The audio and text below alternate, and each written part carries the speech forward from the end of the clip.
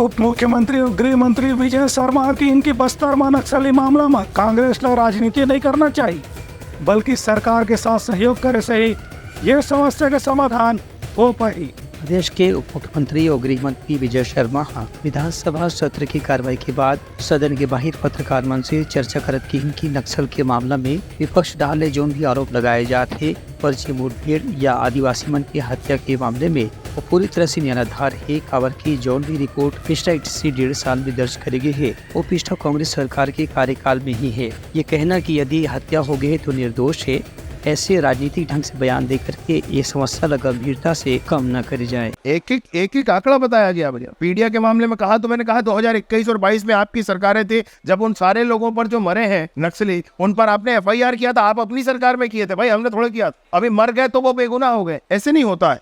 मैंने आग्रह किया है हाथ जोड़ करके कि बस्तर के इस विषय पर आप माननीय विष्णुदेव जी की सरकार के साथ खड़े हो, माननीय विष्णुदेव जी का हाथ मजबूत करें और बस्तर को इस दर्द से मुक्ति दिलाए।